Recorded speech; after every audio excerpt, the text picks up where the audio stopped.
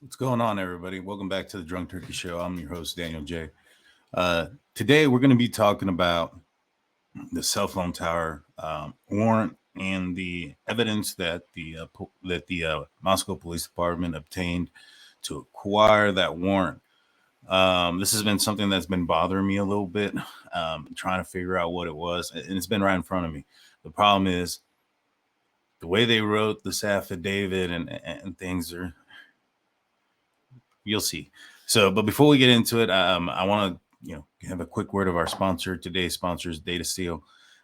If you have any concerns about your privacy, your home address, phone number, political preference, religious preference, being online, check out Data Seal.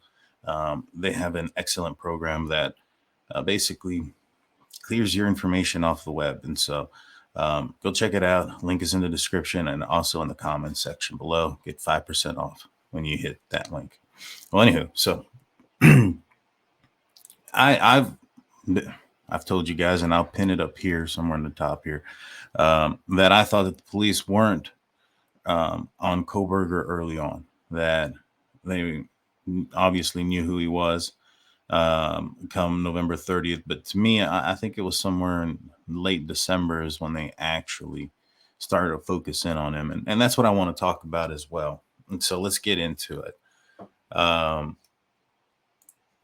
Here is the affidavit, and I've been it's just been bothering me so much about what evidence did they have to acquire that affidavit for Kohberger's, or the search warrant for Kohberger's cell phone data history, and it's in here. And what I'm going to do is I'm just going to highlight the main important parts of this, right? And so it says here, and this is in his arrest warrant, Kohberger is currently a PhD student in criminology at Washington State University. Kohberger's past education included undergraduate degrees in psychology and cloud-based forensics. Kohberger wrote an essay that he had an interest in assisting rural law enforcement agencies with how to better collect and analyze technological data as in public safety operations. Right. So those three sentences there tell me that what they're trying to say here is that Kohberger knows how to hide his trail when it comes to cellular devices, right? And so this is here as a part of that investigation, law enforcement obtained a search warrant to determine cellular devices that utilize cell towers in close proximity to King Road residents on November 13th, 2022, between 3 a.m. and 5 a.m. Now, that part confused me because it doesn't say that this was a search warrant for Kohberger's device. It says was for cell towers. But that doesn't make any sense. And this is a lie because the cell towers warrant was on November 16th. This is the affidavit for the cell phone towers. It's right here on 11/16/2022. I obtained a search warrant for the AT&T cell tower, and this is for the GPS coordinates. November 17th, GPS coordinates, cell phone tower. So when I looked at this, and I read as part of this investigation, I'm assuming that investigation is referencing what they're talking about Kohberger, which they weren't aware of Kohberger until the end of November. So one of two things are happening here. Either they were aware of Kohberger significantly earlier, but still chose to not do anything, which doesn't make any sense because they got super excited about the white, Elantra and Eugene. But yeah, like I said, it's insane. I think it's more misworded, right? So law enforcement had obtained search warrants to determine cellular devices, towers in close proximity to the King Road residents, right? But I think that's where it's supposed to have stated, right? I don't think it. I think this part is part of this investigation. I think that's in the wrong spot. I think this is just somebody misplacing this part right here, to be honest with you guys. I think what happened was they had the cell phone towers, right? Um, and they had that warrant. And as part of this investigation that they did on Kohberger, they went back to this warrant that they had already had. And it says here that after determining Kohberger was associated both with the 2015 white Elantra and the 8458 phone, investigators reviewed these search warrant returns. A query of the 8458 phone and these returns did not show that 8458 phone utilizing cell tower resources in close proximity to King Road residents between 3 and 5 a.m. All right, so remember the first part that we talked about, these three sentences that were about Kohberger, his, he's cloud-based forensics experience, what his interests were, things of that nature. Um, they're assuming that because of those things and because he knows how to cover his tail, that this is a sign of him covering his tail. Thus, they should have enough evidence to get the warrant for his cell phone data. And I would agree. This is more than just height, weight, and drives a white Elantra. This is all right. He has training in doing on how to capture criminals using technical data from cellular devices. And thus, if you had training and you know how to get around it, obviously turning off your phone. And so they're saying because of those two things and the fact that his phone was off during the commission of the crime, they suspect that that obviously he committed this crime. And not to mention that they were looking at that tower in close proximity to the King Road residence between 3 and 5. His phone came back on at 4:48. It was a few miles south of Moscow, so I'm not sure if it would still be considered in close proximity.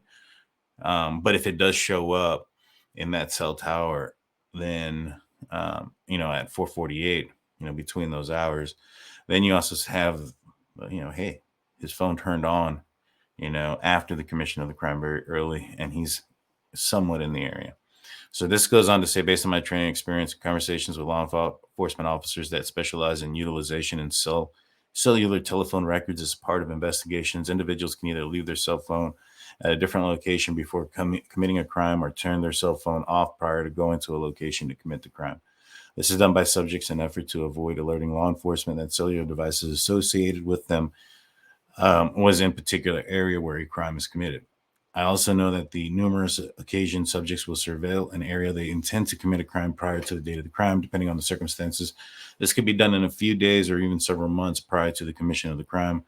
During these types of surveillance, it's possible that the individual did not leave their cell phone at a separate location or turn it off since they do not plan to commit that offense on that particular day. On December 23rd, I applied and was granted for a search warrant for historical data records for phone records between November 12th and November 14th for the phone. And so it was right there. And, they kind of confused me because it said here as a part of this investigation, we'll come back up here. Law enforcement obtained search warrants to determine the cellular devices. And so I was confused as the way it was written, and I took it the wrong way. And so that's my fault. But in my opinion, once you look at that aspect of it, you have the height, weight from the description, you have the vehicle, you have information about his studies, and the fact that they were able to go back and look at the cell phone tower data that they had, and were able to tell that his phone was off during that time, possibly because he turned his phone on at 4:48. Might have been what that key trigger was. Now, what led investigators to go down this road? Because I don't think it would have taken, it should have taken this long to get this warrant from November 29th to December 23rd. That's a long time, to have this information about Kohberger, to understand who he is and to know who he is, and even to just go and do a background check on him, right? Had officers and investigators gone to WSU and spoke to the professor that he was under, Kohberger was under, that he had an altercation with several times, I'm sure he would have been given, some alarming. He would have given them some alarming details about Kohberger, and they would have been able to have gotten, um, this warrant fairly quickly. It wasn't to know his background after figuring out who he is, and to know that he would have some sort of understanding of technical data and how cellular devices use. This should not have taken that long. So what was it? My thoughts, I think it was him leaving town. I think him leaving town kind of sparked the police's curiosity. I think they thought it was for more nefarious reasons at that time on December 13th. And I think that when the vehicle in Eugene, Oregon didn't pan out, I think that's when they started to go full force on Bryan Kohberger. That's my theory. Let me know in the comments section what you guys think. What are your theories as far as when did they start eyeing in Kohberger? Do you guys think this is enough? Do you guys think that the time difference, from November 29th to December 23rd, what do y'all think about that? Do you guys think that that's just just took that long to investigate him? Or do you guys think that it took a while for them to get on the right track? Let me know in the comment section. Please don't forget to hit that like and subscribe button, ring that notification bell.